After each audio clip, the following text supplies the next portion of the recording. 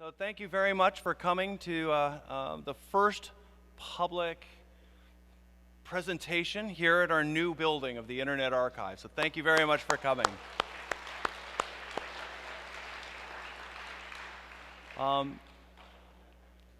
The Internet Archive, as a library, has bought this building, and we've been working to make it work as a performance space and our offices and a scanning center. So as you leave, if you go around the building, you can see books being scanned and microfilm being scanned, and I highly recommend it.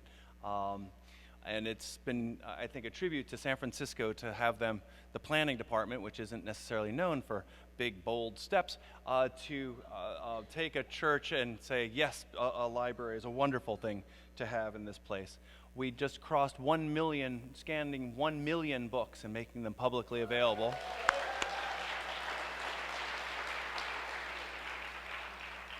And we really need something like Zigzag, Ted Nelson's new idea, to help try to make sense of it and help the next generation make good use of 1 million online books. This is the first, we hope to be a long series of Internet Archive Presents. And I think of no better way than to have Ted Nelson be the inaugural address launching his autobiography. I don't think I need to really introduce him, but I'm really very proud to work with Ted Nelson in many different ways. So if I could, please introduce Ted Nelson.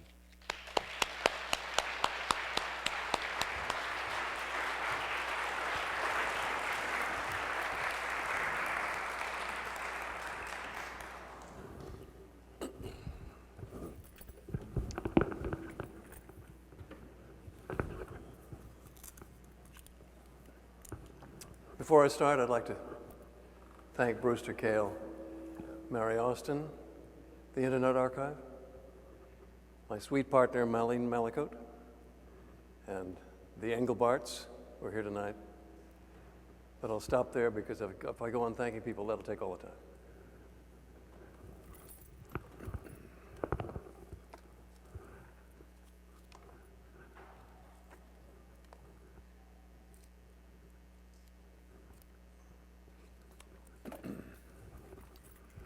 A forethought. I am writing my history because they say that history is written by winners, and I still intend to win.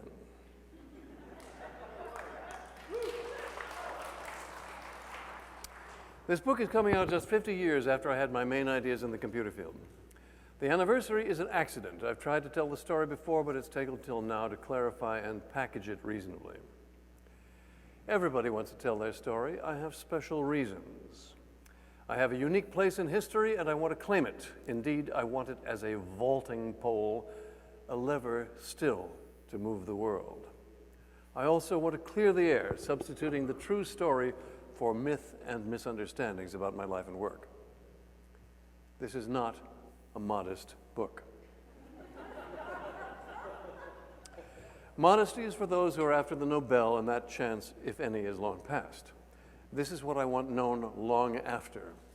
Like Marco Polo and Tesla in their autobiographies, I am crazed for people to know my real story. What the hell gave me the background and temerity to think I could design the documents of the future and indeed conjure a complete computer world on my own and with no technical credentials, when no one else in the world even imagined those things? And why do I still stand against thousands of experts who want to impose their own worlds on humanity? And why do I think I know the true generalization of documents and the true generalization of structure when they don't? That's what this book is about. How I came to the visions, attitudes, and initiatives which have driven me for the last 50 years and drive me still to keep trying, though at first I haven't succeeded. This is not the autobiography I wanted to write, languorous, loving, literary, full of family and friends, atmosphere and philosophy, sparkle and sunsets, what the times were like, the powerful emotions we all faced. This is not that. This is far more urgent, a story about attitudes and designs, what I knew and thought about and designed and why, as I stumbled and clawed and thought my way through the developing computer world of these last 50 years. I'm a controversial figure, which means that those who know my name either love me or hate me, mostly the latter. Most seem to regard me as a raving, ignorant, unconscious, delusional dreamer who was strangely and accidentally right about a remarkable variety of things.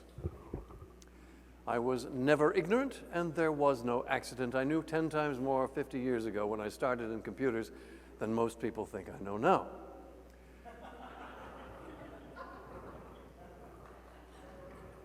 I considered myself a philosopher and a filmmaker, and what I knew about was media and presentation and design, the nature of writing and literature, the processes of technical analysis and idea manipulation, and the human heart. I also knew about projects and why one dares follow the inner urgings of a project, going where its nature wants to go. I saw in 1960 how all these matters would have to transpose to the interactive computer screen, and I have been dealing with the consequences, including both the politics and the technicalities, straight on through since then. For 5 years, I designed documents and interfaces for the interactive computer screen without ever seeing an interactive computer screen. But I understood perfectly well what it would be like, imagining its performances and ramifications probably better than anyone else. Item: for 5 years I worked on interactive text systems without knowing that anyone else in the world imagined such things. Item: for 8 years I worked on methods for ray tracing and image synthesis without knowing anyone else imagined such things. Now the film industry revolves around them. For 14 years, I believe I was the only person in the world who imagined a world of personal computing as a hobby, everyday activity, and art form, all of which I presented in my book Computer Lib in 1974, months ahead of the first personal computer kit, which started the gold rush. Item: for nearly 20 years, until I convinced 5 colleagues, I believe I was the only person in the world who envisioned millions of online documents, let alone online documents being read on millions of screens by millions of users from millions of servers and publishable by anyone. Not only did no one else imagine it, I could not make them imagine it, though I lectured and exhorted constantly. You might think this would give me a reputation for foresight, but many consider me a crank because I haven't gotten on any of the bandwagons: Microsoft, Apple, Linux, or the World Wide Web. Why have I not joined any of these parades? Because they're all alike. Heresy. And I have always had an alternative. I don't like their designs, what you see around you, and I still intend to get my designs running so you can at last have a real choice. Unfortunately, most people don't realize the computer world has been designed, so that's an uphill battle. I believe my standing designs for a real alternative computer world, complete, clear, and sweeping, are better, deeper, and simpler than what most people have to face now every morning.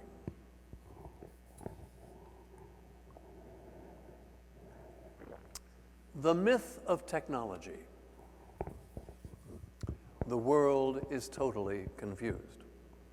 Everyone uses the word technology for packages and conventions, like email, Windows, Facebook, the World Wide Web. These all use technologies, but are themselves just collections of design decisions somebody made without asking you. I see humanity as unknowing prisoners in systems of invisible walls, specific conventions created by hidden techies sometimes long ago and never questioned since by anybody. I'm certain my designs, in part or whole, as well as the story told here, will someday vindicate me. What a pisser to have to seek vindication at the age of 73. But I can't wait till I'm dead to tell a story, and I can't wait till I'm dead to make the software work. I want to implement these designs now, while they can still be done right, with my own detailing, and reduce people's computer misery and quadruple the usability of computer documents.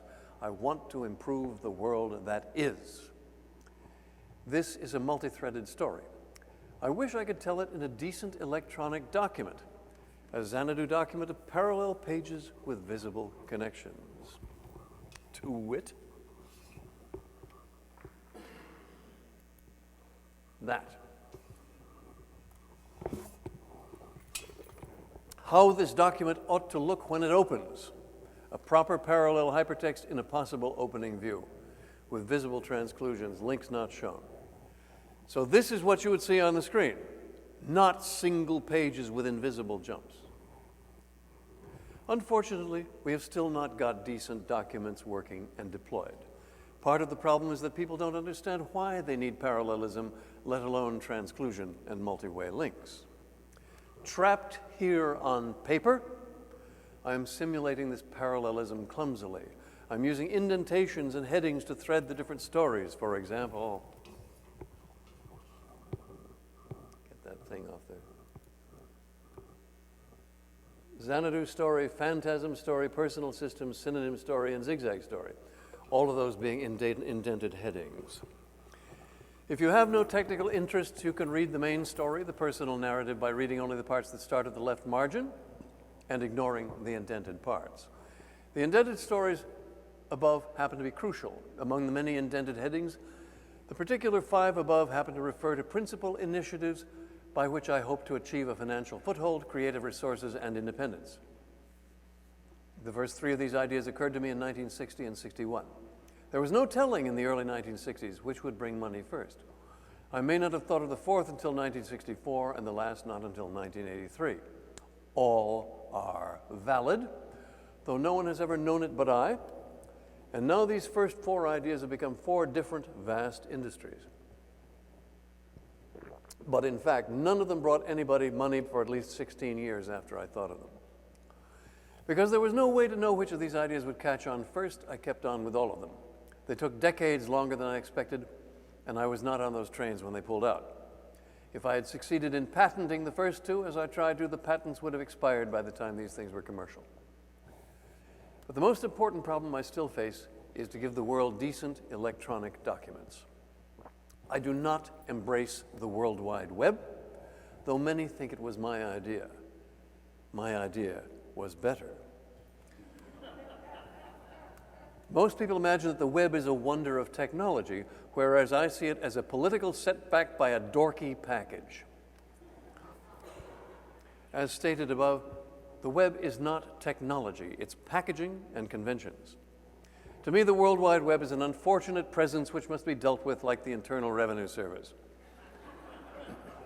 It's all right for shop windows, but not for the precious documents of mankind, which it smashes into sequence, hierarchy, rectangularity, fixed views, huge wasted screen space, and locked lines of text, usually too wide and in faint, unreadable sans serif. The web offers no way to underline, no way to make marginal notes, let alone publish them, no way to make visitable links between the documents and other profound documents I won't get into, profound defects I won't get into yet. And it cannot be fixed. The alternative is still possible and simpler.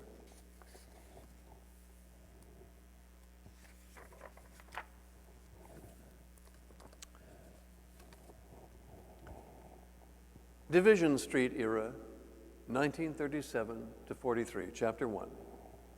My family. Our apartment in Chicago had wooden back stairs outside, like many Chicago buildings, but in front it was a regular stone-fronted apartment building. The living room, we called it the front room, I remember as sunny, though it faced north, so the sun could not have shone in directly. My grandmother always wanted a north light for her drawing and painting. It was important that she was an artist. I probably remember it as sunny because I was happy there. I remember how beautiful my grandmother looked in that light, sometimes at her easel, sometimes combing her long blonde hair. We lived, Jean and Pop and I, in Chicago at 37 East Division Street, a short walk from the beach of Lake Michigan. Frequently, they took me to museums and the aquarium, to the park and to the beach. We saw movies at a wondrous palatial theater, and we often went to a wonderful Chinese restaurant. I had been left at 6 months' age with my grandmother and grandfather and named after him. These were entirely the right decisions. I was Theodore Holmes II, said a membership certificate on the wall. Jean and Theodore Holmes, I'm calling him Pop, were an elegant couple. She generally wore high heels and a veil, in colder weather, furs. He was dignified, warm, and thoughtful, and wore a fedora. Both spoke with what people mistook for English accents, but she was from Minnesota. In those days, many Americans spoke in a more English fashion, and he was from Norway, though no one could tell. They spoke elegantly and eloquently with wonderful words. And here's a picture of them.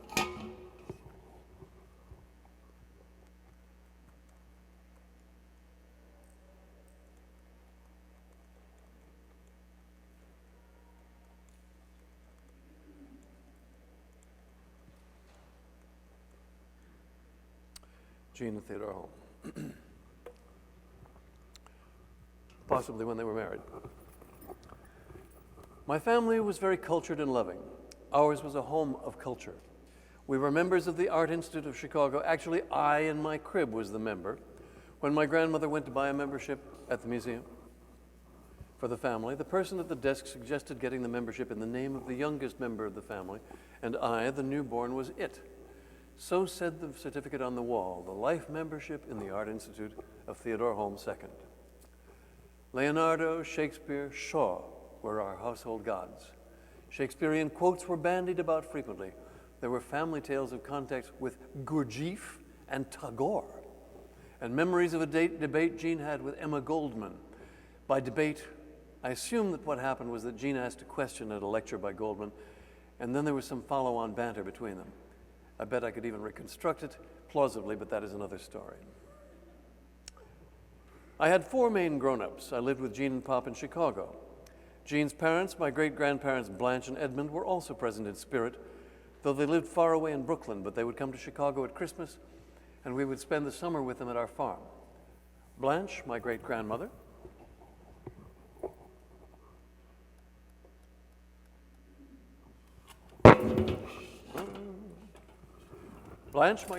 reviewed plays for the women's clubs of Brooklyn, unimaginable today.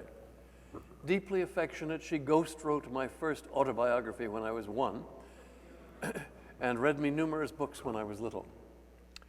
Edmund Gale Jewett, Blanche's 3rd husband, was not actually my great-grandfather. She had been twice widowed before marrying Edmund, but we called him my great-grandfather out of courtesy and love. And here he is with his workman. With his workman at the Lane Jewett Dry Kiln Company circa 1908. Edmund was a science teacher, very reserved with a white beard. He had invented the fundamental method of lumber drying, now in use, but the big lumber companies had stolen his invention and he got nothing for it. The 1920 edition of his science book, still very good, is available for download now, copyrighted by Google. Edmund was to teach me about evolution, astronomy, his great love, physics, algebra, but he also wrote beautiful poetry. One of his poems about evolution, written in the 30s, is still precisely accurate within today's knowledge. My 4 grown-ups all treated me with great love and respect. In an early, hazy memory, I recall the 4 of us, Jean and Pop, Blanche and Edmund, in the lower cabin at the farm, perhaps on a summer evening. When I would speak, they would all fall silent. By the way they listened, they told me that I was very clear-minded, that my thoughts were special, and that I expressed them very well. That is how I first learned who I was. Many children fantasize that their real parents are faraway, glamorous people. For me, this was actually true. Like Harry Potter, I had magical parents who were not present. And like Harry Potter, I have been greatly punished for it, but that is another story. My parents were young actors who needed a divorce almost immediately they were married, but my grandfather made them stay married until I was born, so I would be, quote, legitimate. Away went my parents to their separate remarkable destinies, but each would visit separately a few times a year. Jean and Pop already had a rich history. On the eve of World War I, she headed to Europe to document the coming war with her drawings, buying a ticket on the Lusitania. A friend, the great photographer Arnold Genta, saved her, but that is another story. After the 1929 crash, Pop was offered a grand job. He quit the one he had, then the grand job offer was withdrawn, And there he was, jobless in the Depression. But that is another story. And they had friends among the moderately famous of those days. But that is another story. My school, the Bateman School, was in the old McCormick Mansion not far away. I hated it. I didn't hate the teachers or Mrs. Bateman, the principal. I hated the institution, and I remember wanting to burn the school down at the age of 4 or 5. But that is another story. However it may seem to you, I did not think I was having a privileged childhood. There was so much I could not have, and there was so much I did not like, especially school. And here's a nice picture of that.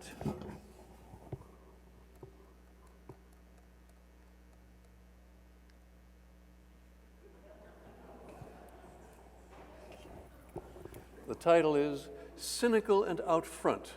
The author, 4, leads kindergartners debauching the school vehicle circa April 1941. I do remember the day I learned to read. I knew the alphabet, of course, and we had been learning to spell words, but it had never been all put together for us. And I had not been pressured on the matter. On this day, Miss Follett, my lovely first-grade teacher, handed each of us a pamphlet with a different story. They were photo offset in dark blue, as I recall. Now the words were in a row, and I saw how they were all put together. And I read the story, and the excitement filled me. Miss Follett was very pleased when I asked for another. She was especially pleased when I asked for a third.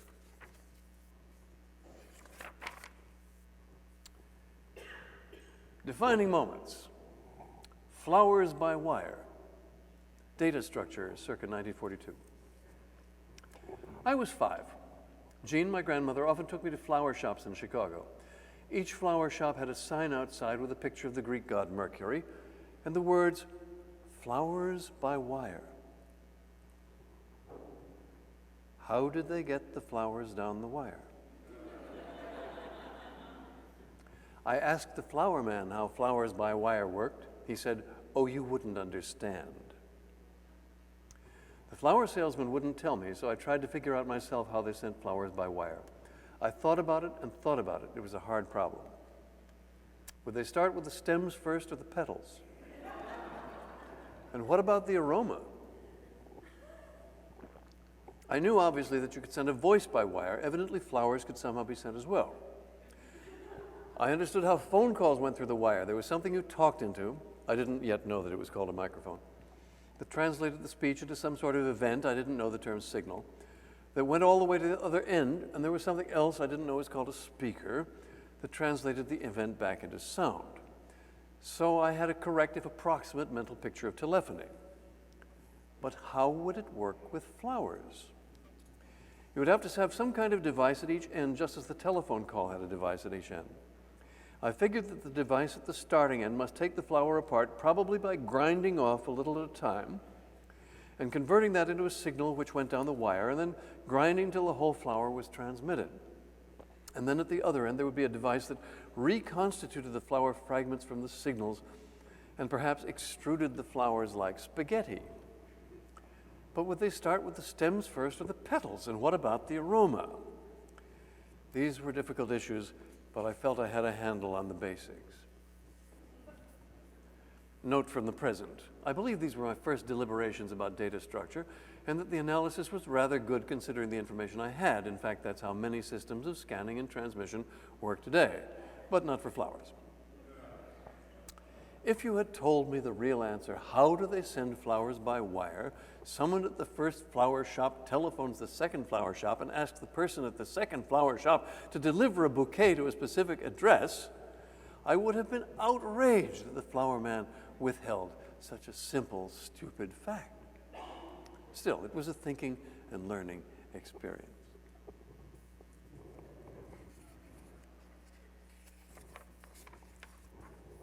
Defining moments, my hand in the water, circa 1942 or 3.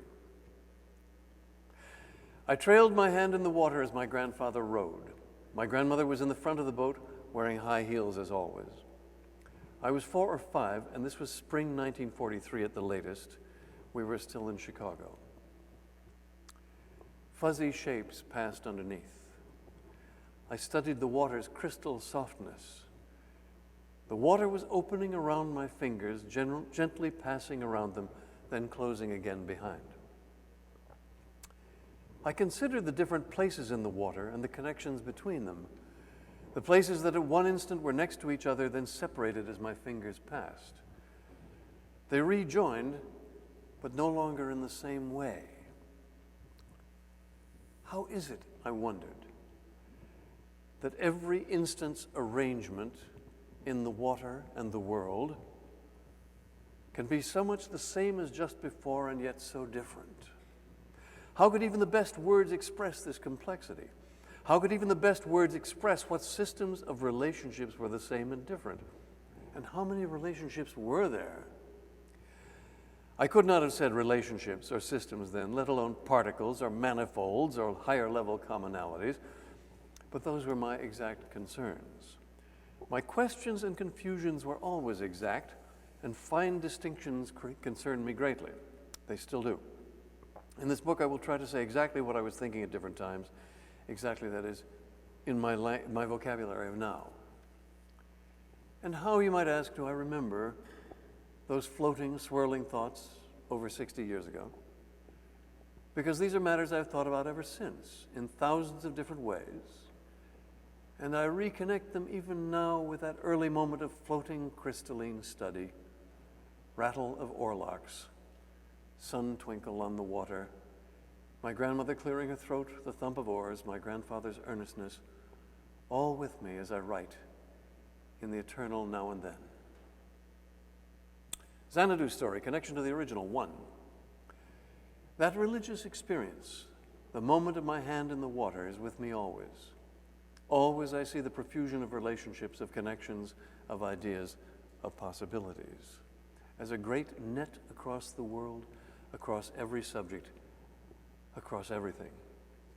All my philosophical thoughts since then derive from that insight in the rowboat, or perhaps some fundamental pattern in mind that first projected into the water, some strip of mental film projecting outward from my inner center from which that insight came. The insight was sound. Profuse connection is the whole problem of abstraction, perception, and thought. Profuse connection is the whole problem of expression, of saying anything. It is the problem of writing. It is the problem of seeing. We see and imagine so much more than we can express. Trying to communicate ideas requires selection from this vast, ever-expanding net. Writing on paper is a hopeless reduction, as it means throwing out most of the connections, telling the reader only the smallest part in one particular sequence. And this is what I've hoped to fix, or at least improve, through most of my life, giving the world a greater and better way to express thoughts and ideas. And that is what this book is about. This book is about the story of my life and thoughts and of connections. And it is about the connections all amongst life and thought, and how I have fought to bring about a better world of thought and its representation.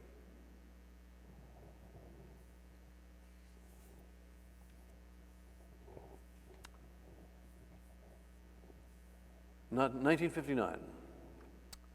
Resolve, not narrow down.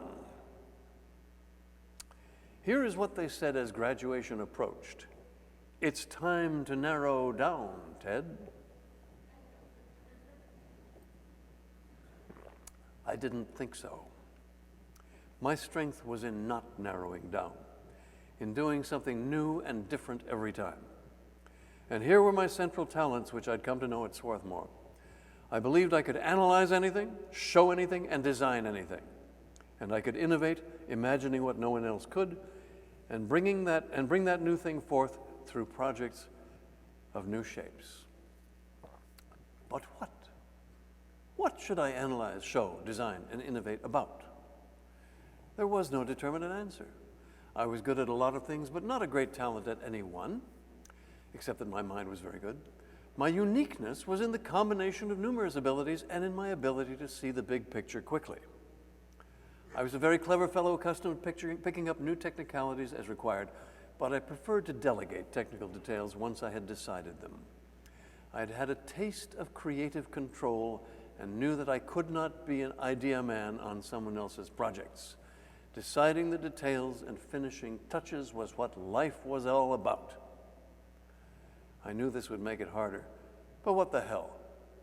I was Ted Nelson. I would not narrow down. That would be giving up and giving in. Cocteau, Wharf, Bucky. I had very few living role models.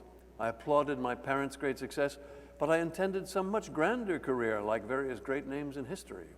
I felt I was off to a flying start. But at what? I was a writer and designer and showman. I saw myself becoming perhaps a showman intellectual like one of my heroes, Jean Cocteau. A theoretical explorer in some new area like my hero, Benjamin Lee Whorf, an academic outlier. He was in the insurance business, who was nevertheless respected in academia and created a field of his own. Like my boyhood hero, Buckminster Fuller, a, quote, designer and thinker. Perhaps I could create a field of my own like Whorf and Bucky. Egotistical, you say? Of course. But I was going to bet my life on it.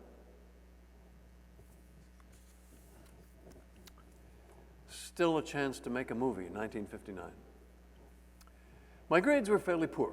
I had gone for breadth, not depth, and I thought it was my own business to judge my achievement, not anybody else's. No one would care about my college grades in the afterlife of the so-called real world. What mattered to me was studying what I chose to the degree I chose and pursuing the excitement of new ideas and projects. So because of my slackness with regard to grades and not having done nearly enough reading, I was worried about graduating. However, something came up that was even more important than graduating.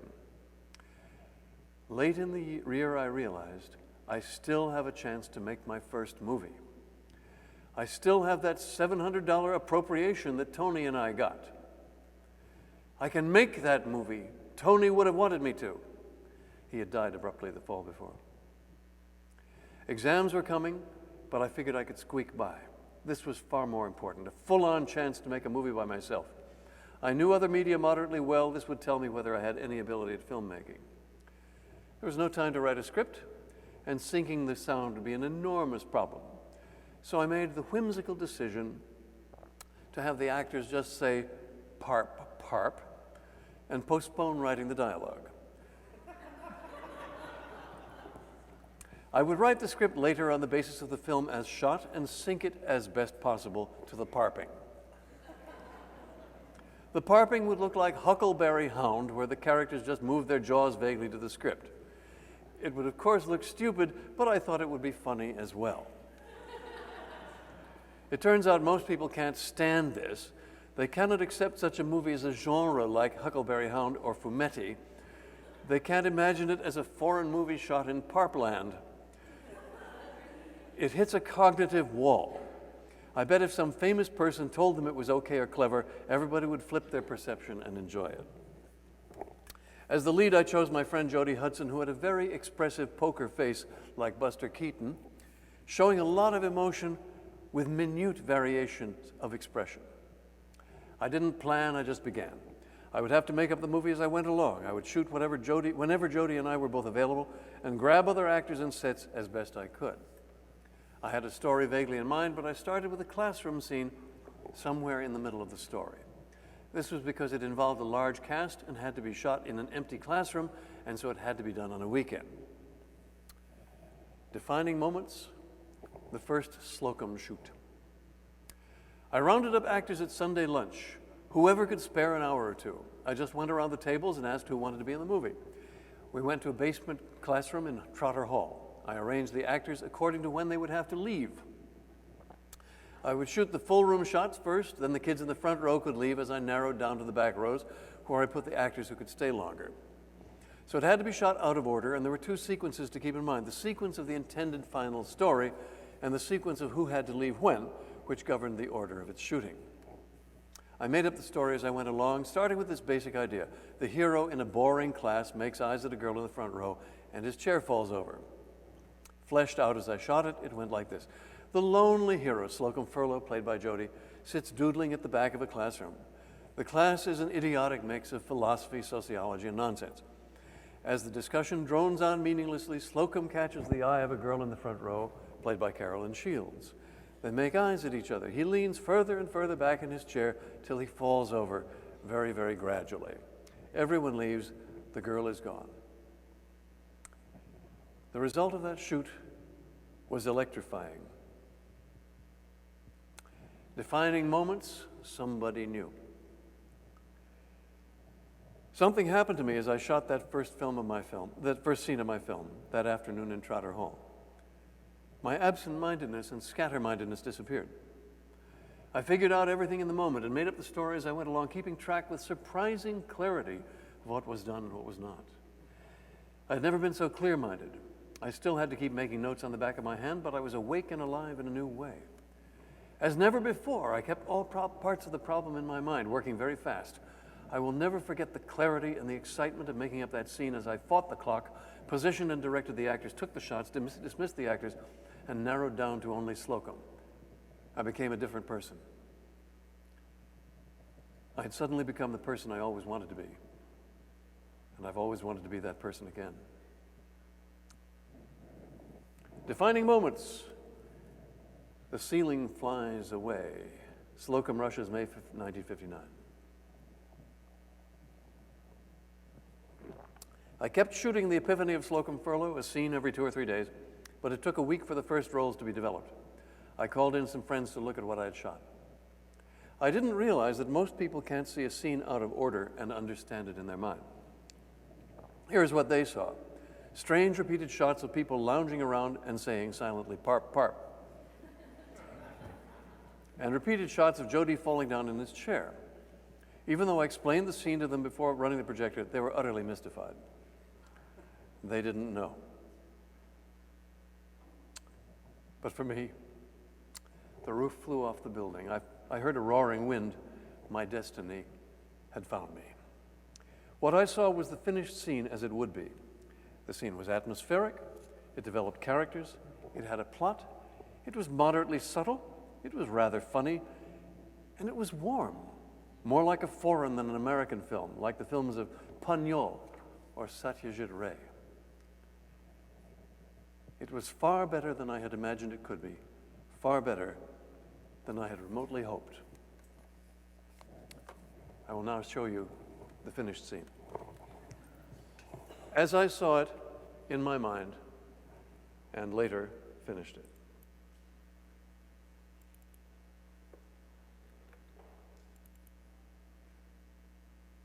Can be said about the spirit of an age is manifest among.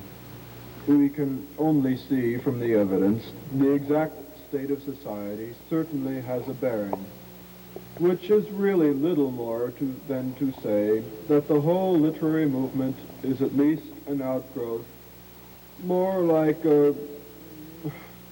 On the other hand, it would be well to consider that neither the relative nor the absolute viewpoint gives us meat enough for the actual critical discussion. In the second place, there is clearly doubt that any advocate of the alternative stand could plausibly advance the reciprocal view without entanglement in that group of problems which we have spent the last several weeks on. Unless we can suspend any temporary disbelief in order to examine, which the materialistic, not to say surreptitious attempt would definitely. In any case, there is hardly doubt that under the circumstances, various qualifications have. Hence, any of the heretofore intangible factors may conceivably stand forward. Or backward. Maybe I'd better go over that point again. There is clearly, as we have seen, doubt that the alternative stand is clearly without advocate. Yes? Dr. Molt, I'm just throwing this out. But do you attribute the resurgence, or at least certain, that is, not specific factors, as more or less contributory however the influence or reaction might be thought, or tentatively, wherever they appear, if suddenly circumstances we feel That's that... ridiculous. How can you possibly say that any of the problems have anything to do with it? This is no matter of metaphysics. This is life itself. I don't want to flout my religion in your faces, but unless it is realized that there is more in the universe than meets the eye, I think it's a lot of poo. Well, that's a good start. But don't you think you might be leaving something out? That is, there might be more to it. I don't see what you mean. Well, regarding the whole thing as a framework of relations constituting the universe of discourse, wouldn't you say surely some, if not all? Well, Dr. Molt, I don't want to seem insufferable. Ever since the fall from the state of nature, that is, if you believe in the fall, or the state of nature. Well, there is a state of nature. That is, nature exists. Watch out for that wall. But what makes it relevant? How do we know anything?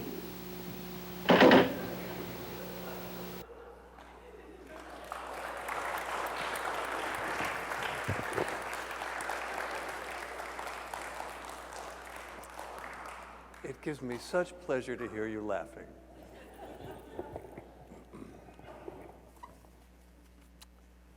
The question was not whether I could learn to make films. I already knew. I was a natural. This was what I'd been put on earth to do, partly to make movies, and partly to be again that person I was when I was shooting.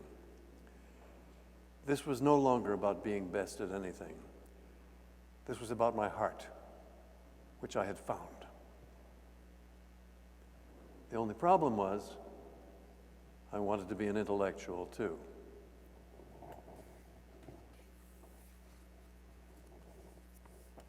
Chapter 7. The Epiphany of Ted Nelson. In that first year of Harvard, 1961, I took a computer course and my world exploded.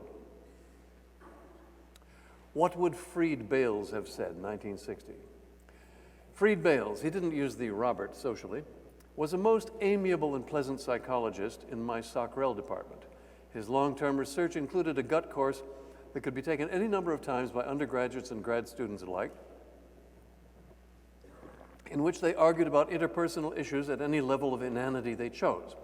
Meanwhile, behind one-way glass, Bales's research assistants were taking down and coding everything that happened. Bales made the most trenchant remark on computers I ever heard. Quote, "The computer is the greatest projective system ever created," Bales said to me, meaning that anyone looking at the computer would think they were seeing reality, but would see something projected from their own mind. For 50 years since then, I have marveled at how everyone projects onto the computer their own issues and concerns and personality. I did too. Defining moments, a wild surmise. Then I felt like some watcher of the skies when a new planet swims into his ken, or like stout Cortez when with eagle eyes he stared at the Pacific and all his men looked at each other with a wild surmise, silent upon a peak in Darien. I was the first, but John Keats, I was the first person on earth to know what I'm about to tell you, except with one exception. I believe I thought of everything here in the fall of 1960, though some of it may have been in 1961, the second semester of that school year. I believe this can all be confirmed from my detailed notes of those days, though they will likely be telegraphic summaries and proposed articles to write. No one told me or suggested these ideas. I didn't read them, and there was no one to confirm them with. A few conversations with computer scientists on campus made it clear they had other obsessions. But I didn't need any confirmation. From all my background and daring in media and ideas and initiatives in many directions, I simply knew. I saw the vastness of what I was facing and the certainty of a new world to come. A few words, a few pictures of people at computer screens, and the understanding that computer prices would fall. These gave me all I needed to know, a crystal seed from which to conjure a whole universe, and a good one. The only issue was how to shape the real world toward that good, because it could all go wrong in so many ways. Point. They had been lying. The public had been told that computers were mathematical, that they were engineering tools. This misstated things completely. The computer was an all-purpose machine. Others knew that, of course, but it wasn't widely stated, and could be whatever it was programmed to be. It had no nature. It could only masquerade. The computer could become only whatever imaginary structure people imposed on it, onto which they would project their own personalities and concerns. Therein lay the glory and the difficulty. The computer could handle text. Alphabetical characters fit into the same memory slots as the numbers. Instead of adding and subtracting them, you could move them around. Text can be stored, text could be printed, text could be shown on screens. So far, that was only done for technical purposes, but obviously there was no limitation on what text would be shown and how it might behave. The computer did not contain knowledge. Instead, it had to be programmed to simulate some unified arrangement of data. This data had to be represented by a lot of pieces of information placed in a lot of memory locations, suitably organized, probed, and updated. This collection of factoids could be made to appear as a unified body of information, but this too was a masquerade. The term database did not yet exist. The editorial problems for a collection of data, keeping it updated and consistent, were just like the editorial problems of a research paper, just more formalized and pretending to more rigor. There was no magic to this simulation of knowledge. It just took diligence and a lot of work and a lot of choices about conventions and standards and consistency and authentication. The implicit choices made all over the paper world by librarians, office supervisors, clerks, everybody, had to be made explicit and locked into software. Point. They were electric trains. This meant personal computing. Insight. Computers were electric trains. Why did guys like electric trains? Because you could make them do things, plan them and build them and watch them go around. The computer aroused all the same masculine desires to control and to putter. I wanted a computer. That told me every guy would want one. The one I lusted for at the time was called the ANUYK-1, was highly reliable and was narrow enough to be lowered into a submarine through its hatch, and cost $75,000. But obviously the price was going to come way down. And if every guy wanted one, that meant there would be a huge personal computer industry, when they got cheap enough, of course. Point. The future of mankind was at the computer screen. So much of modern life was about paper and its manipulations, but it wasn't the paper that mattered, it was what was on the paper, and that could be turned to data. It was obvious to me that for all clerical purposes and for all information, the interactive computer would become the workplace of the future. Point. Eliminating paper. It likewise seemed obvious to me that paper would be completely replaced. But offices were hardly interesting to me back then. What mattered to me was how paperlessness could contribute to the creativity, the understandings, the intellectual excitement of human life. Point. Magic pictures to command. Diagrams, maps, history, every subject, and the connections between subjects could all interact on our interactive screens. The problem was working out the rules. Everyone should be able to contribute to a great world of interconnection, but not to wreck it. How could this be set up? Unlosability. Oh, I'll stop there. This chapter goes on and on. Longest chapter in the book by far. The sword in the stone. In the legend, young King Arthur comes upon a sword handle sticking out of a stone. He pulls it out because it is his destiny, it is his destined instrument. The rest follows. The sword is called Excalibur. I saw these discoveries as my Excalibur, beyond calibration, with which I would carve the future, and with which I would slay the dragons of evil, shallowness, conventionality, pomposity, and smugness. Resolve, all conflicts gone. I had been waiting for a sign. I'd been waiting for I knew not what, but somehow I had expected a revelation.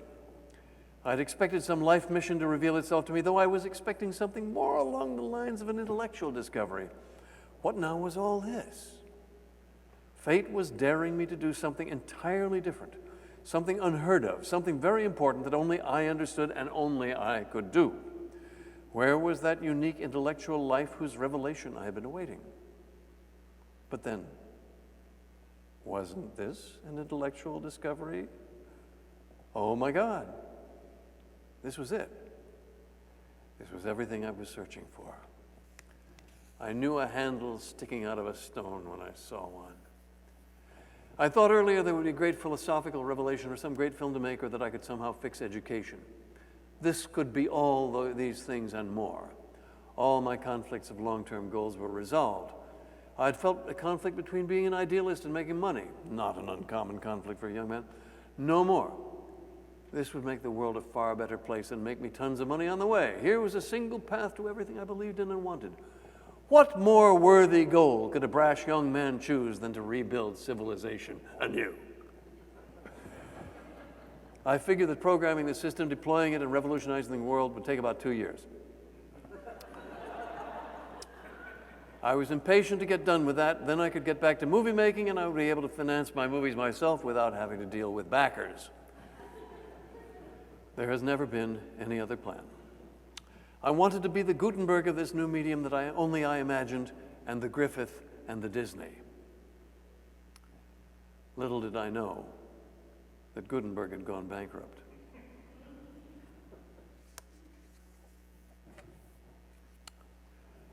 So, with 50 years yet to go, I'll stop reading there, but I'll show you one more thing.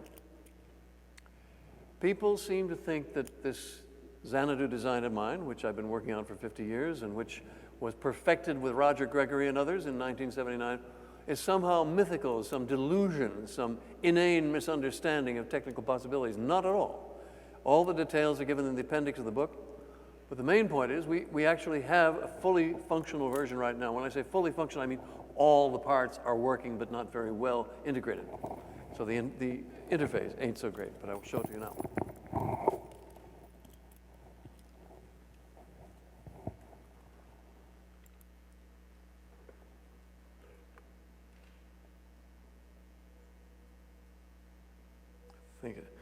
Gad. Yep. Okay. How do I open this thing? Right. Okay, this is Xanadu space.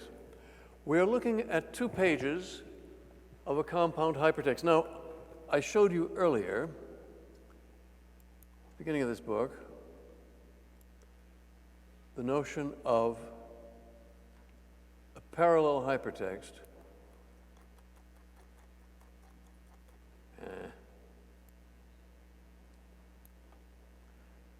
with multiple pages connected sideways. Okay.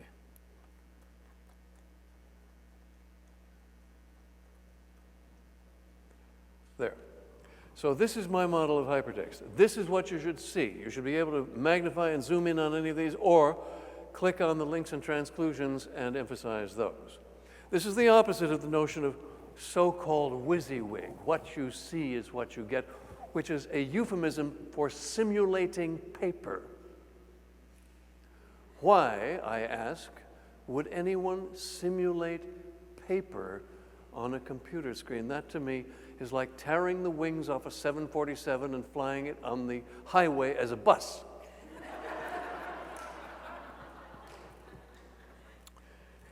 The earliest horseless carriages had a socket for a whip.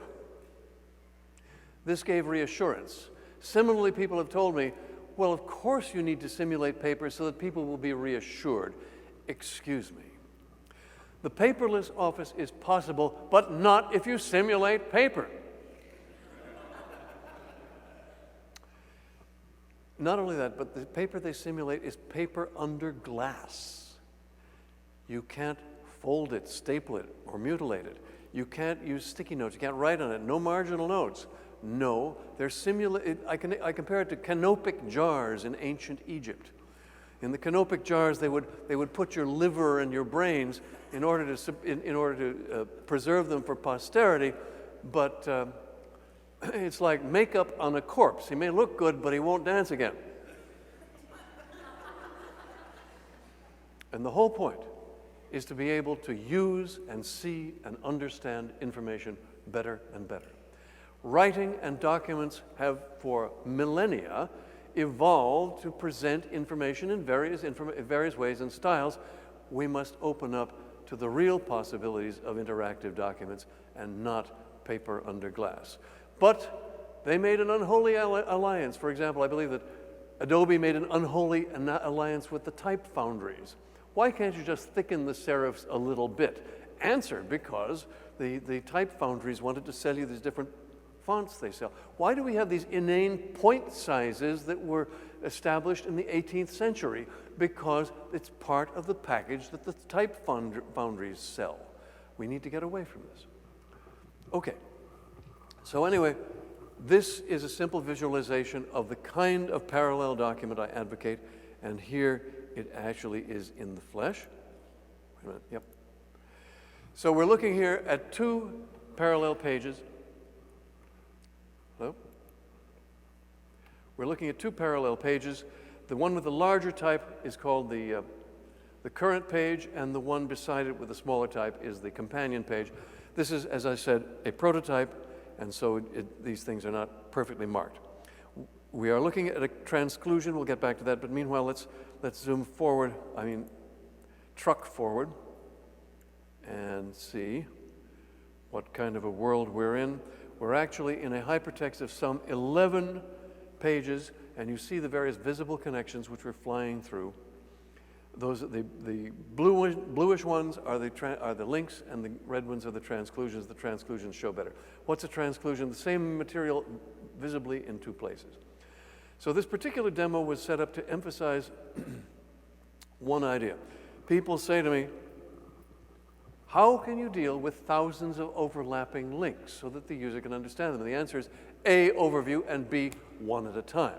So in this version, Xanadu Space, you're able to go one at a time through the successive links and transclusions. Here, for example, in the left-hand page, we see, in the beginning, God created the heaven and earth, and that is quoted from, i.e. transcluded from. You see, we don't quote without maintaining the connection to the original.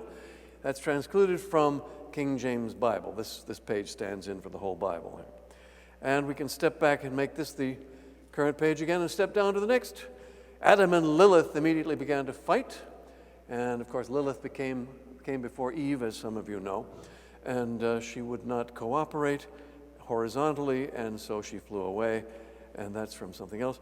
And so these are the various, I'll pull back and we'll see how various of the different of the successive pages fly up, swarf up, if you will, swoop and morph to accompany the current connection. So that's what Xanadu Space does. It is in fact a complete system in that the code actually brings in the different pieces from different places, working from an edit decision list. In Xanadu, you don't have a URL, you have an EDL, or edit decision list, meaning that a list of the pieces that are to be composited and a list of the overlays which are to go with them. They ask me, how do you avoid breaking links? The answer is, it's a meta issue. You stabilize the addresses of the content. And of course, that's something that the web does not deal with. You see, the World Wide Web is based entirely upon tradition. This thing that people think is so radical is entirely a computer tradition. You have exposed hierarchical directories. The so-called document is in a lump file with a short name. That means you can only have links pointing out because the links are inside the document. You have embedded markup, which as far as I'm concerned is a one-way ticket to hell. And So there you get the web. In fact, you could say that the URL determines the World Wide Web and the EDL determines Xanadu. But that's metaphysics we need not get into. Okay, guys, that's it. What you see is 50 years work up on the screen, and I hope that 51 or 52 will do it, and we'll be able to deploy this into a series literary form. Thank you very much.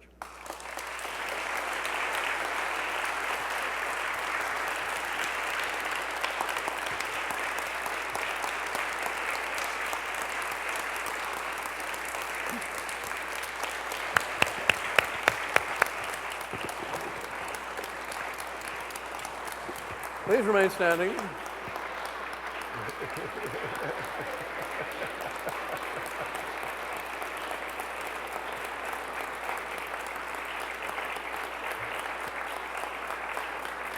Thank you so much.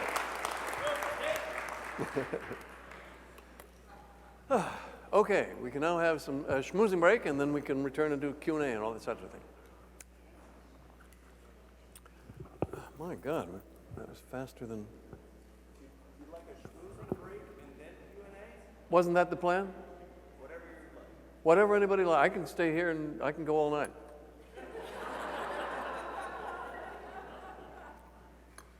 Okay, I don't see anybody. Those who want to eat, go eat. Those who want to stay, stay. Not right now. Yeah, sure. Questions, comments, challenges? Hi.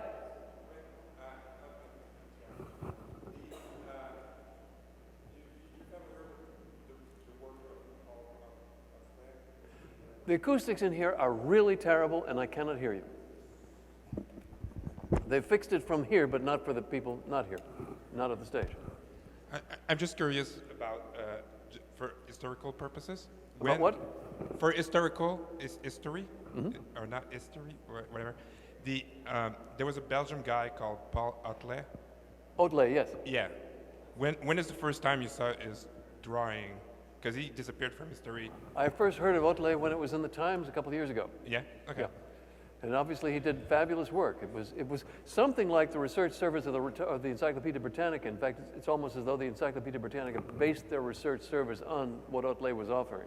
Because if you see some of his drawing with the screens and communication, there's a lot of relationship with your earlier top models.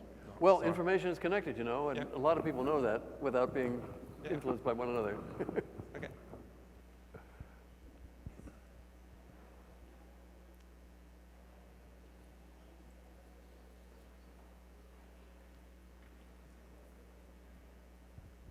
Hi. I'd like to know what you would do if you could do anything with 1 million digitized books. I'd build Xanadu and then put them in. You just drop them in. Yeah. The point being that you give them stabilized addresses, and now everybody can make their own structures with them and build on them and share those structures. And see, all those things they added to the World Wide Web, wikis, mashups, blogging features, all that is built into Xanadu in the condensed minimalistic structure. So instead of special cases which are incompatible, as with the web, it's all there and can be linked, transcluded any which way. So I think of it as the fundamental generalization of literature. But again, yeah, I don't have any special suggestions for that because I'm focused on one goal only.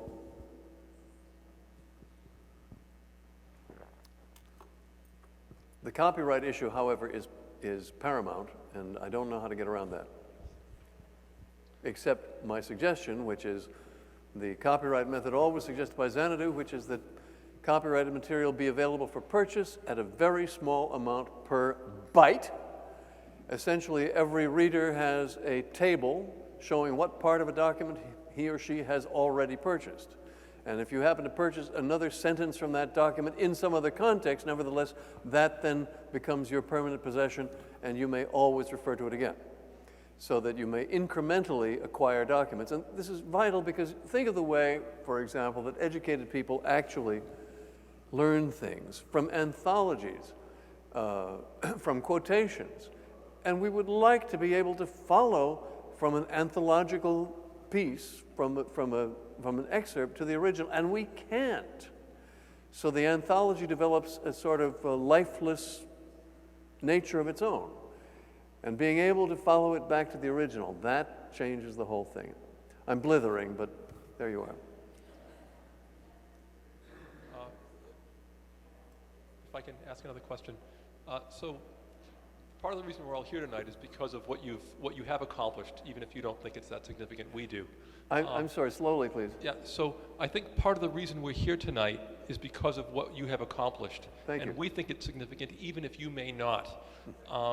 So with that, I do want to ask, why is it so hard to change the world?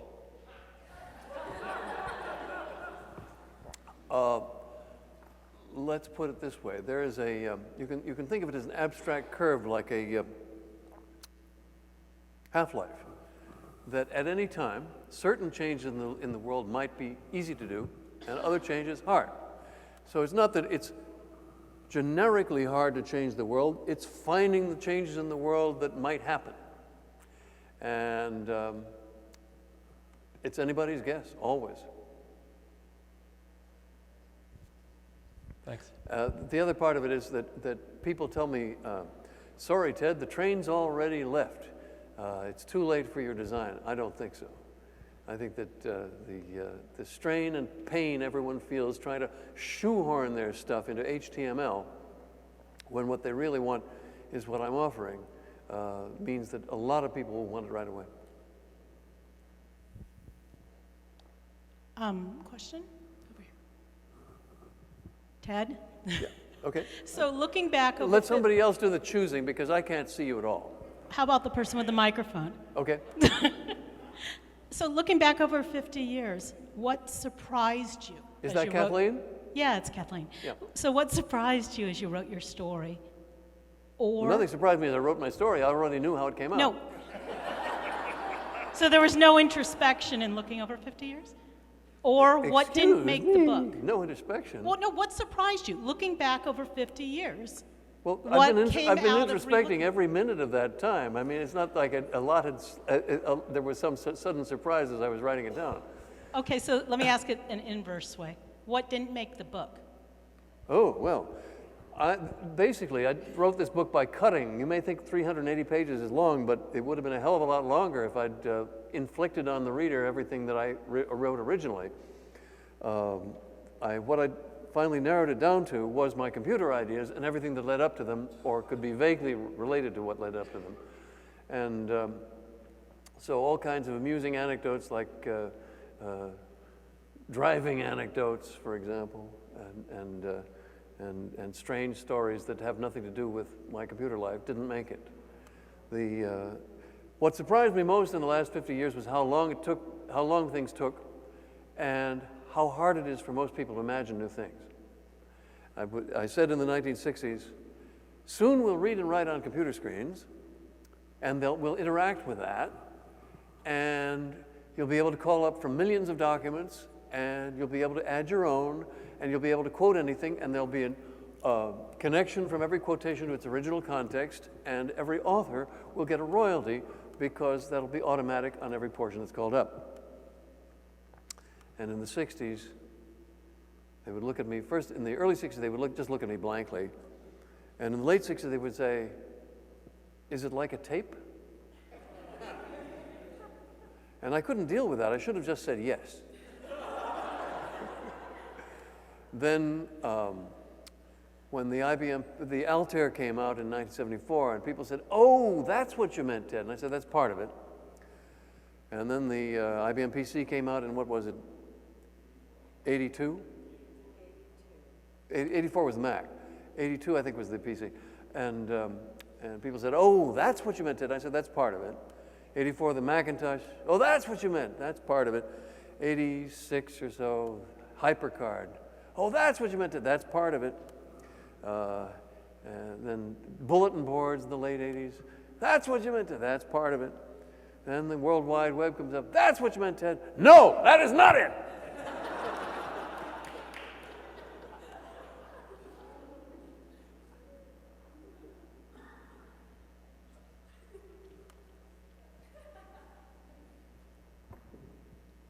So, how did the photographer Arnold Genta save your grandmother? This is a plant I have in the audience. Thank you, Marlene, dearest. I don't have the slightest idea why my grandmother, she was not my grandmother at the time, meaning she was not married, and why she was going to Europe on the eve of World War I, except that I guess she thought she was going to do portraits. Well, she actually later managed to get the President of France to sit for her twice. In the middle of World War II, World War I, he had time to sit for her. But that's another story. So she had a ticket on the Lusitania, and she gets a call from Arnold Genta. Now, Arnold Genta was a great photographer. He photographed the San Francisco earthquake. He just happened to be here and have a camera in his pocket. And he had also done the only known photographs of the pre-earthquake Chinatown here. And he did other great things like early experiments in color photography using colored rice starch. But anyway, he was a great portrait photographer. He called her up and said, Jean, I understand you're going to Europe, but I want you to meet my friend Ellen Terry. She's sailing on the New York. I'd like to change your tickets to the New York. And my grandmother said, oh, no, my trunks are already on the Lusitania. He said, I'll arrange everything. So she gets to the New York and makes friends with Ellen Terry, the famous actress, and she is making a drawing of Ellen Terry, which has since been lost. And she says to Ellen Terry, well, I'm so happy to meet you. You know, Arnold Genta had me change ships from the Lusitania just to meet you. And Ellen Terry said, that's strange. He had me change the ships from the Lusitania just to meet you. Is that a friend? Because all the Germans knew it. I mean, it was in my high school text that the ambassador was at the dock trying to turn people back. Anyway, thank you for that, Marlene. Yeah, I guess. You often hear laments today about. You often hear people lament today about how the internet has made our attention span short and gives people, you know, attention deficit disorder, especially young people, and everybody's knowledge is broad but not very deep, or it's going in that direction. Do you see that as a trend, and if so, do you think it's a problem? Well, I've been a poster child for ADD all my life, and I don't think it's a problem. Which means that I've adapted to it, writing on the back of my hand, carrying notes all the time, etc. And essentially, it's a cognitive it's a cognitive style.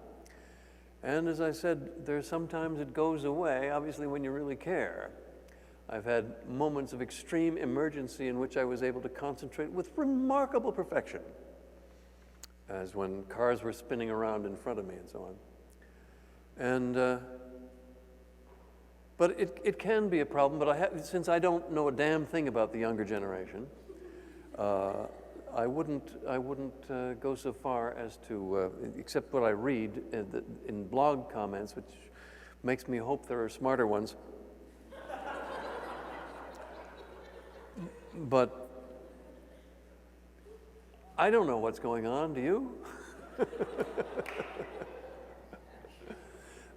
Certainly, I favor knowing lots of different things.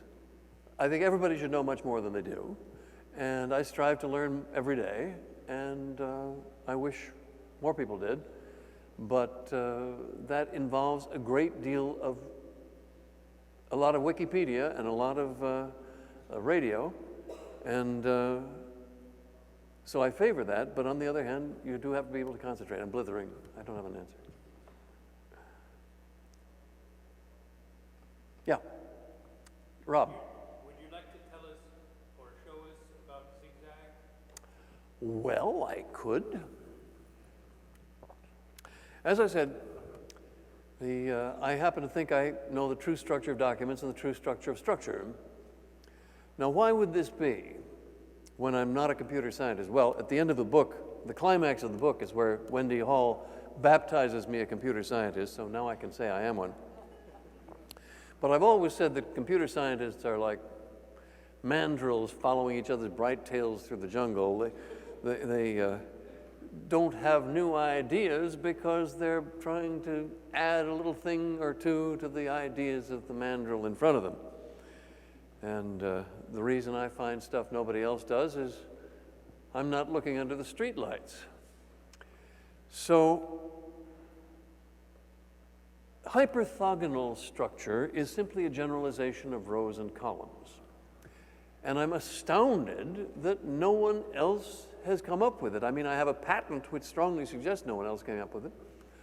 And I long conjectured that it would work very well as a data structural system inside big programs, so that instead of creating ad hoc mechanisms for storing different parts of the information you need in a big program, storing them in hyperthogonal structure allows you simply to create and connect new forms of information very quickly without loss of principle. And I don't mean in the financial sense. I mean that it stays principle. So hyperthogonal structure is very simple.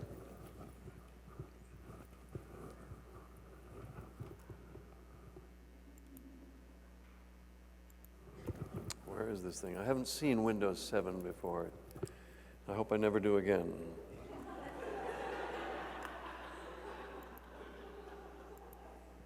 Is that it? No, that's not it. Is that it? No. Okay, it's in here then. Ah, yes. Good. All right, here we have two windows on what looks like an ordinary table. You're looking at the same data in the same two dimensions. We're calling them dimensions 1 and 2. So dimension 1 is something like horizontal on a page, and dimension 2 is something like vertical on a page. Or we can, by convention, say it's like that. So we have two cursors. The green cursor, pardon me, whoops, hit the wrong key. Okay.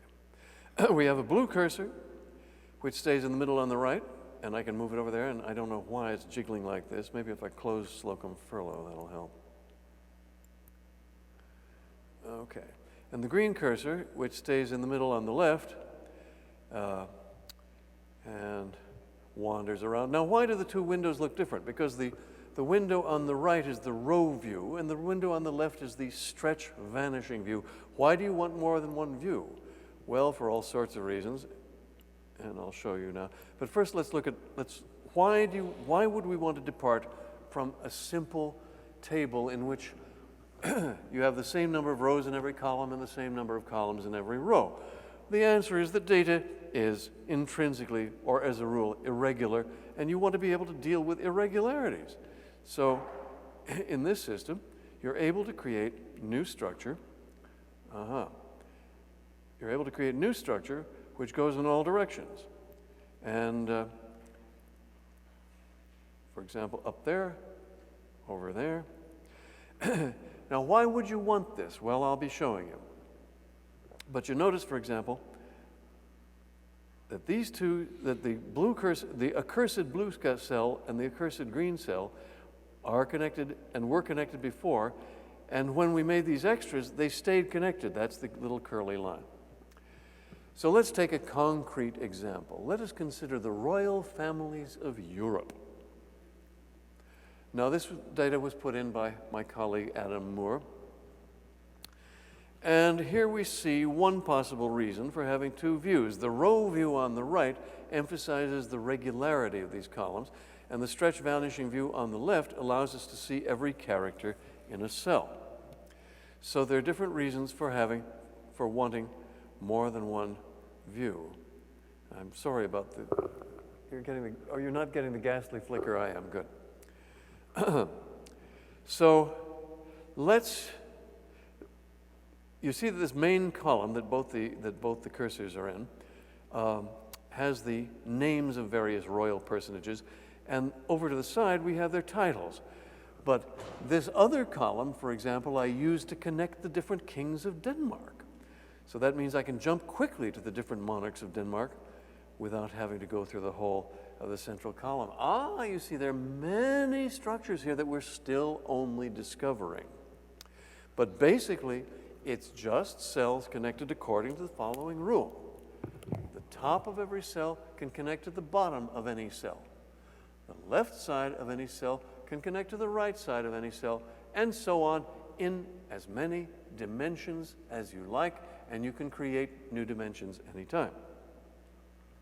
Now, this gives you both the customary row and column sorts of table and all sorts of things you've never seen before that I can't begin to get into. But let's look at some of the uses of it. Let's go to the current monarch of the United Kingdom. Here she is, Her Majesty Elizabeth II, Queen of Great Britain. So on dimension 1, we have attached the title. Now, let us pivot in the left-hand window to dimension date horizontally, dimension 3, dimension date. And we see that Elizabeth was born in 1926. Unlike Edward VIII, for whom we have both a birth and death date, we have only a birth date for Elizabeth because she's still on the throne. Now let us find out more information about Elizabeth by pivoting in the right-hand window. Let's go to dimension marriage and see if she's married. Well, we know the answer, but there he is, Philip. Philip Mountbatten, translated from Battenberg. And now let us pivot vertically to dimension children. And there they are, the children of Elizabeth and Philip, Charles, Anne, Andrew, and Edward. Now what happens if we switch to another view, the vanishing view? By Jove, we have a family tree that we can traverse by walking the cursor all around. There's one Victoria, and here is the Victoria we all know. We don't have. Anyway, this is. So that shows you how we got a family tree, but we didn't create a family tree program. We just put the information into zigzag. So this shows how multiple dimensions, multiple discrete dimensions, can do all kinds of things for you. And I won't give you any more of a hard sell than that, except to say that in Xanadu space, which we saw before, where the heck is it? Nope.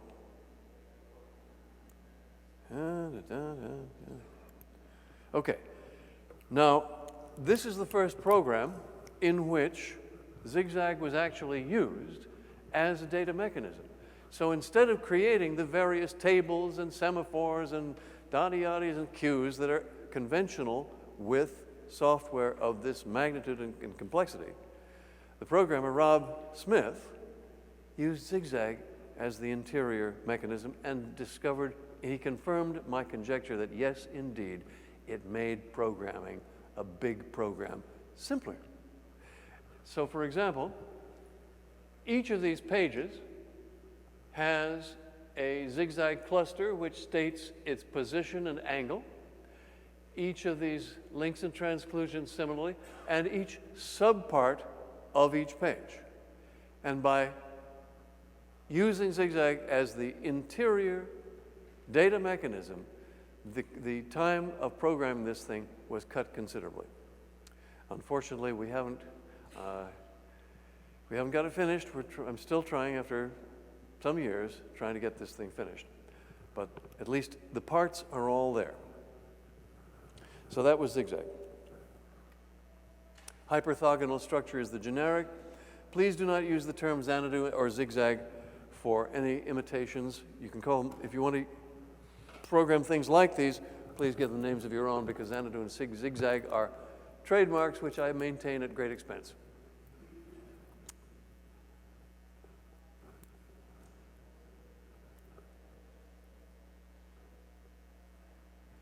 People are so shy. Yes? Hi there. I have a quick question. Is your book available as a Xanadu space project or document? Would I wish, yes. But we don't have, the thing isn't working, as I already said. Oh, okay. Well, I look forward to that day. Yeah.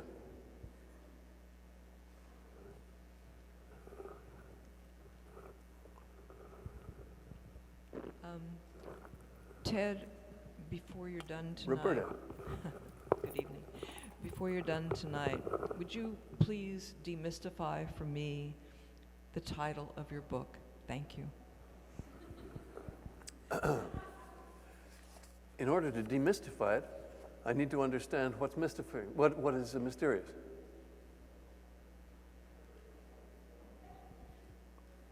I've not heard the word before.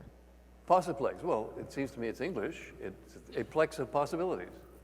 Therefore, the net of connections and projected hypothesizable alternative actions one might take, universes one might walk into, and essentially about the possibilities I faced in my life and tried to seize. I would add that possiplexia would be the disease of either freezing at having too many possibilities or trying to seize them all, as I tend to do. And the subtitles, Movies, Intellect, Creative Control, My Computer Life, and The Fight for Civilization, are essentially all topics which permeate the book. That the Fight for Civilization being the last chapter, or the next to last.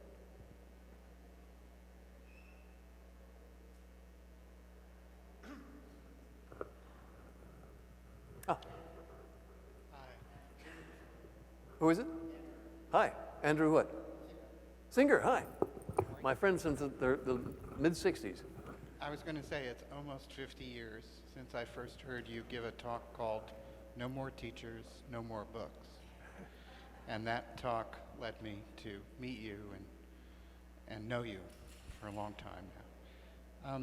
So it seems to me that part of the problem of changing what we have is it's a problem of the customers. So, you know, I like to think that it's probably very hard to open a bad bakery in France because the customers are all so sophisticated about bread. Right. Good point. And the problem we have is that the customers are not sophisticated about the computers they use. And so there's nobody to appeal to with a better idea. You think there's any way that might get changed? I have a different model. I would advert to the history of chewing gum in America. You will recall, of course, that at the Alamo, Davy Crockett and a number of others were massacred by a man named Santa Anna. But Santa Anna's life was spared, though almost all the American troops, pardon me, the Texian troops wanted to string him up. But Sam Houston had a better idea, send him back to negotiate, and so the peace was negotiated in which Texas achieved its liberty. Santa Anna, it is not generally known, went on to another career. He moved north, went to New York City, boarded on Staten Island with a photographer named Adams. And he had brought along a supply of Chiclay, which he wanted to make into automobile tires. And Adams investigated this possibility. It didn't work for automobile tires, as you would well imagine. But Adams noted that Santa Anna was chewing it.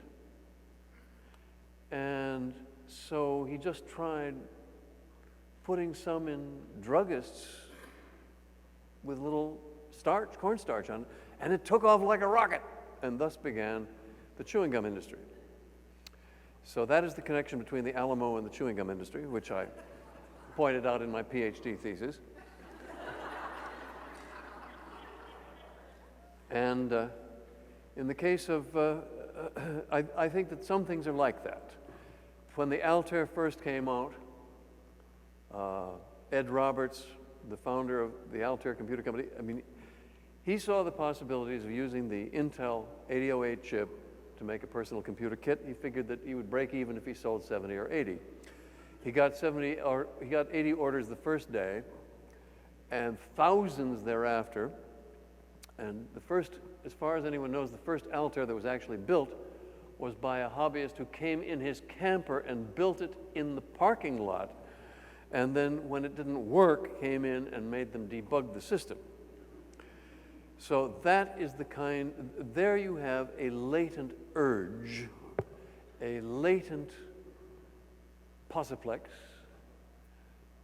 that is awaiting the key, the magic thingy that will unlatch it. And I think I have that. And I think the world, having seen the World Wide Web, having dealt with Microsoft Word and Adobe Acrobat, I think the world is readier for Xanadu than ever.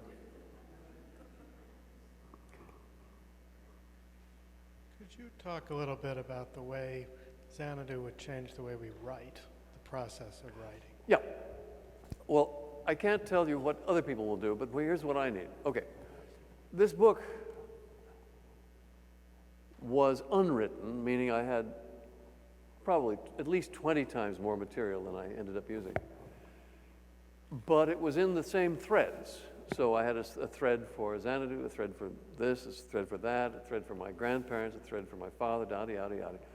And I would pull across those materials which I wanted to and put back the materials I didn't want to, thinking I might someday get around to using it all in some expanded version.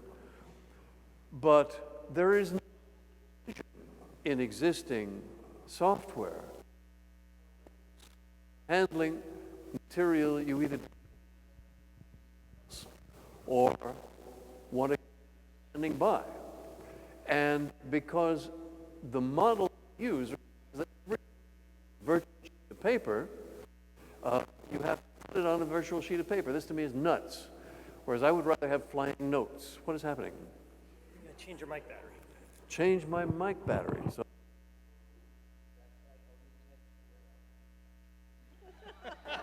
Sorry. wow, that was fast. Okay. So being able to deal with flying notes. I'm in correspondence with Larry Tesler about this even now. We're arguing about ancient history, and he's saying, and he's sure he's right. Whereas I talk repeatedly in the book about cut and paste, and I consider it the greatest atrocity in the computer field to have been the changing the meaning of cut and paste. My grandmother attended a lecture by one of the Tolstoy's daughters, who talked about how Tolstoy would dictate to two daughters, and they would each write down, he would dictate from his previous manuscript, making changes as he went along, and the two daughters would make identical copies, one set aside for reference, and the other he would cut up and rearrange all over the floor. And eventually paste it down in the sequence he wanted, but he would take long walks in the woods and call back, "Don't touch my noodles." And so that became kind of a slogan around our house. And in high school, I discovered the same method without realizing, because I wasn't thinking about Tolstoy at the time.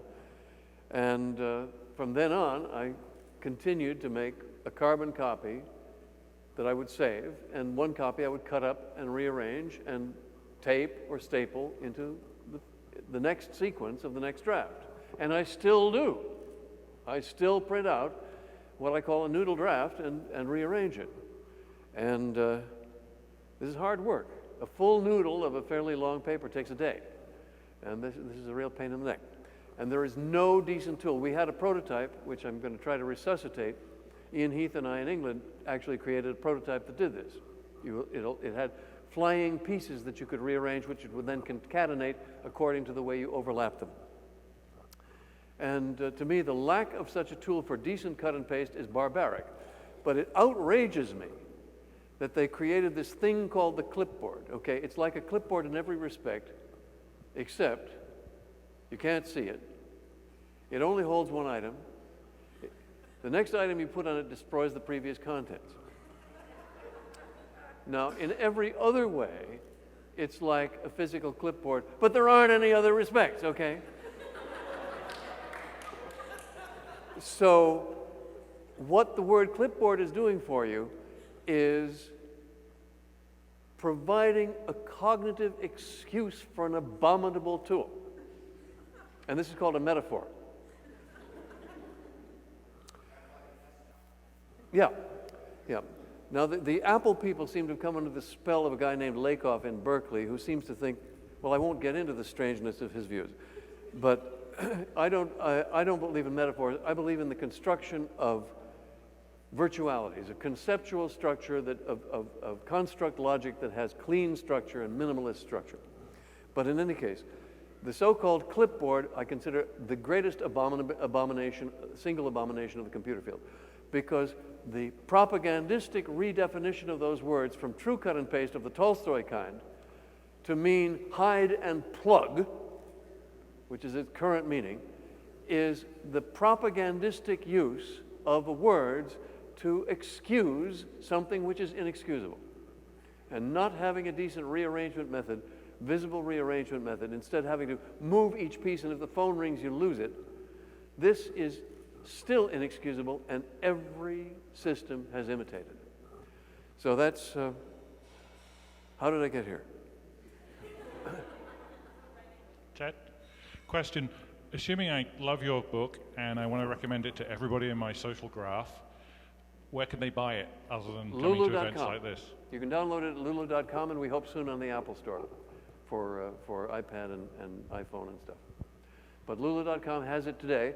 We will be taking it to Amazon, etc. Now, I should explain this. We get $12 a copy kickback from a paper sale, and if it's made available on Amazon, we get 3. So that means you have to sell 4 times as many books just to break as even as you would have. You see what I'm saying?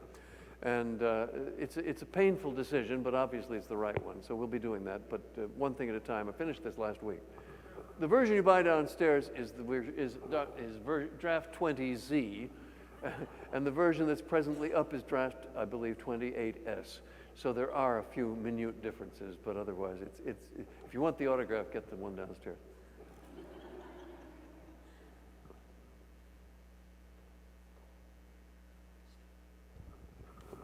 Hi, Yes. Ted Selker. Ted Selker, hi. Yeah, hi.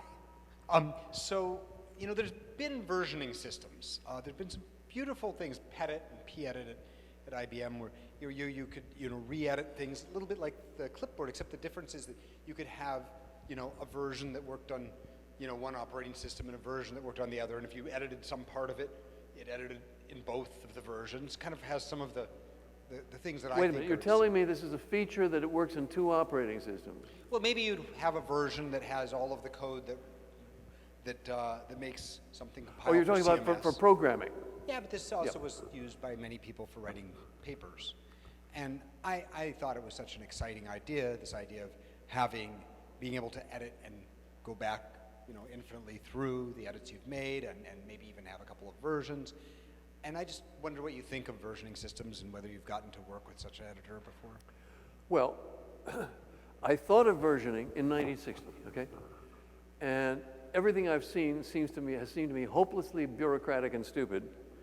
But, I mean, CVS is the only one I can think of, and I haven't really looked at them. So I will grant, for the sake of this discussion, that what you've seen is wonderful and beautiful and perfect, but I don't know anything about it. And I continue to want to do my own. Now, the system I finally designed is called HyperTime, and that allows you to go forward and backward in version and sideways as well, which means that you can go to an intermediate version and branch sideways without losing either the forward or backward directions. This means that every micro version has not just a numerical designation, but some alphanumerics in there too. Every time you branch sideways, it's an alpha and alphanumeric, so that version 17 means after 17 editorial changes, but version 16A3 doesn't obsolete version 17 because it went sideways from version 16. So, in fact, this is very simple. It was beautifully implemented by Kenichi Unai back in 1996, and so that too is an optional part of Xanadu, meaning that it is a designed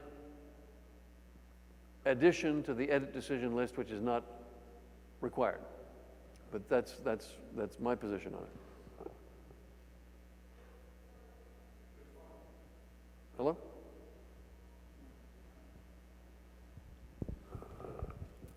Can you tell us a little bit about the team size working on Xanadu, or Team something? size. Yeah, like how many people, how long they've been working on it. Well, things let's like put it that. this way.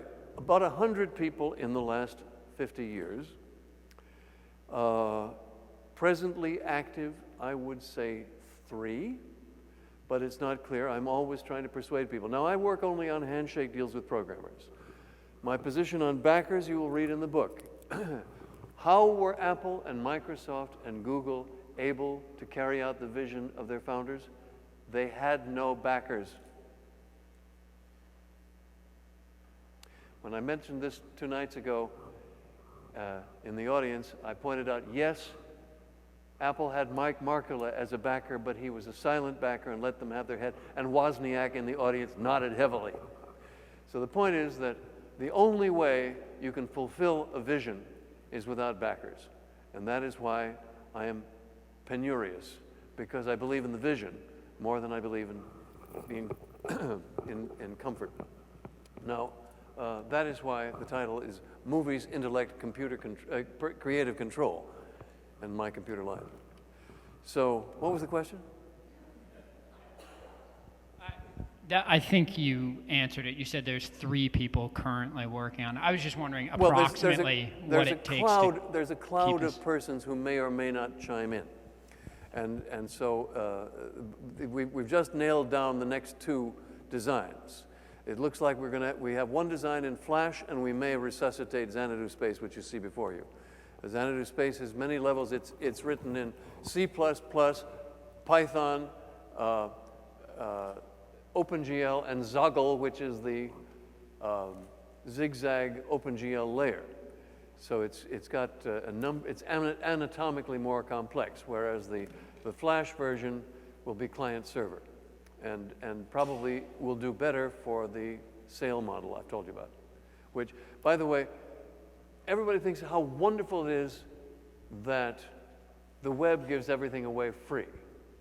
Now, I don't say that. I've said from the beginning, because the people I knew people who lived on copyrights. I had my own copyright certificates at the age of 19. I believe in copyright. And what do we have now? A hollowed out publishing world that is falling to pieces because everything had to be given away. This has got to be stopped. The point is, it's not that I don't want people to give things away, but I don't want people to be forced to give things away. If you look at the NewYorker.com, they keep things under glass. And so the notion of Xanadu is flying content under glass that can be reworked, republished, linked, and transcluded. And so and sold, so that we can once again begin to reconstitute a publishing industry that can survive, that is not merely behemoths like Disney and Bertelsmann. Amen. Thank you. Hallelujah. Just as a somewhat of a response, the Internet Archive is going to host a code sprint to try to build Zigzag, or an implementation of Zigzag, from October 25th to November 24th. There are 3 people, 3 programmers that are going to work on it in a support group here at the Internet Archive, and looking for others, compatible, passionate, competent souls. So if you're interested, please let me know. And I can send you the specs. Very detailed.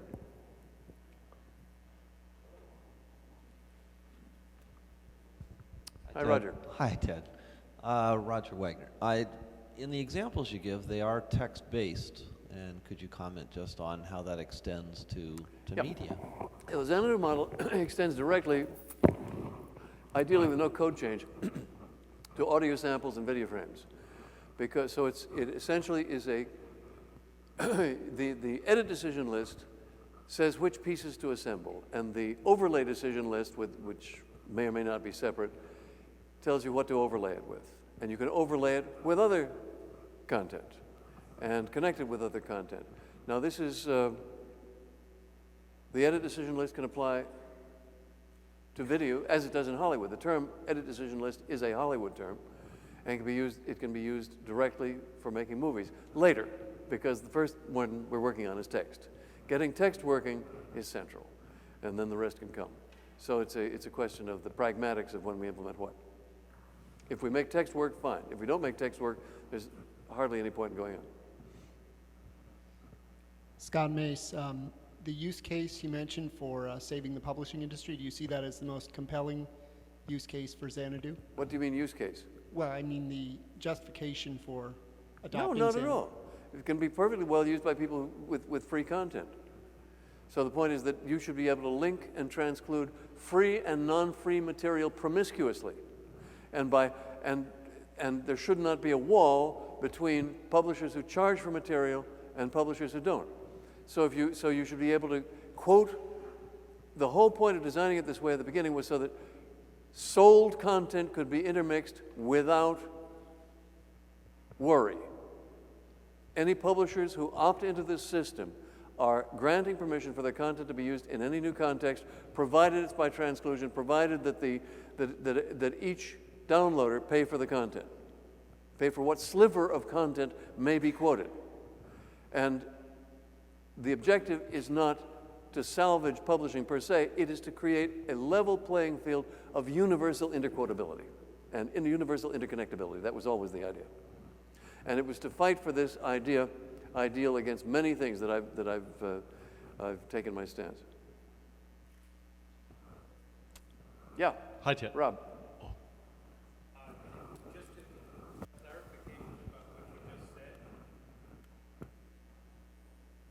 But let me just add a quotation relevant to this. Horse thieves are hanged, not in order that men should be hanged, but the horses shall not be stolen. I forget who said that. And similarly, I favor charging for content not because I want all content to be charged for, but because I want a universal playing field where you can mix charged and uncharged content. Thanks. Yes, Rob. So, just a clarification. In your pricing model for non-free content, yeah. Does that mean that I would pay only for content that I transclude from, or, for example, the source documents for that strip of text up there are all visible to me? Whatever you download into your browser, let us call it a browser. Prefer to call it something else like a wowzer, I don't know. But by the way, Xanadu is just not compatible with the web browser, period. So we have to start over. Okay, whatever content is downloaded, you pay for it. If you want it to be blank, you don't download it, you don't pay for it. Okay. But next time you download it, you don't pay for it. So in this case, if you have an entire document in the background, you paid for the whole document. Yeah, but I'm showing it here as a demonstration. You wouldn't necessarily have done that. Yeah. Yeah, so yeah, it's meant to be very simple. What you download, you pay for, but once it's paid for, it's yours forever. And meaning every time you want it, it comes back. That has been the model basically since 1960. And I think it's clean. There's a quote from my old friend Paul Brest. He did my music homework for me when I was a senior in college, but then he went on into law and became dean of Stanford Law School. And when I explained the system, he said, "Yeah, that works. It all adds up." No, can't get better than that. Hi, Ted. Sean Murphy of noosphere.org. Wave your hand. I don't see where you are. Hello. Oh. Not that there's eye contact. Okay, go ahead. Hello there. Yes, exactly. Our eyes are too small. How would you respond to the proposition that to the critique rather that what? How would you respond to the critique that hypertext being merely a serialization of the graph structures in our minds is a less desirable, less flexible approach to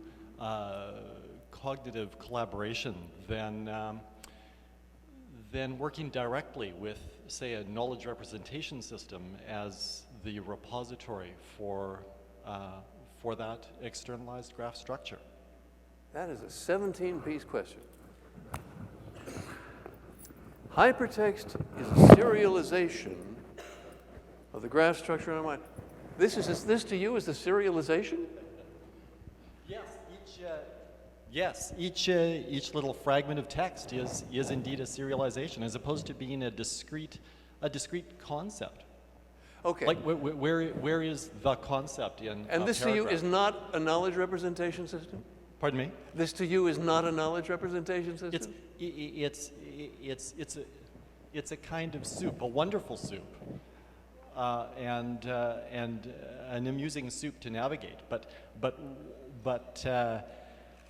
if instead we actually use a knowledge representation approach, Such as what? say a frame-based knowledge representation approach, for example, where each assertion AI is versus hypertext again. I get it. indeed where each assertion is linked to appropriately other assertions, then each assertion is targetable, What was that? addressable.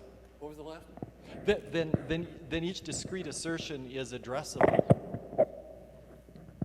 Yeah, well. And componentized, and most importantly, the machine then is capable of performing inferencing operations and assisting us with that aspect of information manipulation. Yeah, well, you're on a different planet. When I was once on about 1988, I was on a podium with Doug Lennet. His first words were, "Hypertext is evil." Every time I've come up against AI people, there's been this fundamental difference of point of view. You're talking about inference, I'm talking about presentation to the human mind and creation of presentations to the human mind by other human beings. I'm not interested in AI. I did, however, write an early paper on knowledge representation in 1958, which was conterminous with some of the same work at Stanford and MIT, though I didn't know it at the time. It was an extremely sloppy paper, but inspired, discussed in my PhD thesis. No, I've run into the conflict between AI and hypertext has been a cat and dog conflict I've run into over the decades, and I think it will probably never be peaceful. Mm-hmm. By using a knowledge representation approach, it's still, of course, human beings expressing the knowledge, and we don't need to hand the keys over to the AI. Rather instead, don't think of it as a use of AI at all. Rather ask the machine merely to assist us in performing manipulations and operations, inferences, and other kinds of operation on the material, and then that provides a framework then for asking the machine to present the information to us in diverse visualizations. Yeah, and you show me a serializations. machine that can present, pardon me, I don't want to get,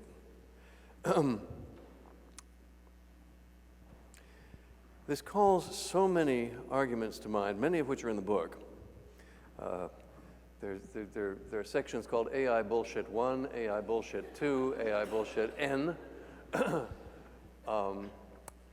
But I have no objection to use of computers for any good reason. The notion of knowledge representation, the term knowledge representation, however, is an idiotic term because, in fact, it throws the whole thing into metaphysics because knowledge means true belief. And so what we want to do is represent beliefs or assertions, not assert as well that these beliefs and assertions are certainly true. So knowledge representation is essentially the representation of an assertional structure, and that's been done by conventional logic for years and for millennia, and now is being done digitally, and there's nothing wrong with that at all, but I doubt that the presentations that that such systems come up with are worth a damn compared with reading and writing. Maybe someday they will be, but I have not created a table of statements. I've written a book of sentences, and that's where I stand on text versus knowledge representation. Again, these are just friendly responses to a very, very different point of view. Maybe shall we have one more question, then break for schmoozing and offline questions? Sure. Or I like being up here if you want me to, whatever. Ted, this is Keith Henson. Hi, Keith. As long as people are going to bring up things as esoteric and as far away from hypertext as the last question, I might as well bring up evolutionary psychology. Yay! As a way to think about how well things fit with human beings. And of course, we evolved in the Stone Age, and that's a long way back. But nonetheless, We evolved long before that. Wait. Oh well. Anyway, nonetheless, it's a well, it goes back a million years anyway. But anyway, I'm just wondering if there's any way that you could really apply thinking about what makes people tick at the level of what makes them happy, what makes them useful, how they can think and such stuff, as to where the optimal connection to knowledge would be. And I think hypertext is maybe getting that direction. Well, I think that authors and movie directors through the century, authors through the centuries and movie directors for the last century have known a lot about this, and I see this as the extension of literature as we know it. And there are no great rules of thumb, except I love Griffiths. D.W. Griffith said, make them laugh, make them cry, and make them wait. Incidentally, in one of the first books that came out on evolutionary psychology, the first popular book, which is by Robert Wright, he has a statement in there that the best evolutionary psychologist in the world prior to evolutionary psychology itself coming along were the authors. Was what? Were authors, particularly of fiction, and he counted things like directors and such stuff, because they had the best feel for the way human beings functioned, and better than almost anybody else. Human emotions are human emotions, and some people know how to play them and some people don't. Yeah. I wrote a book on evolutionary psychology, which is condensed, never got published, but a condensed version is on the web under the title, The Secret of Human Life. Well, I want to thank you, Ted.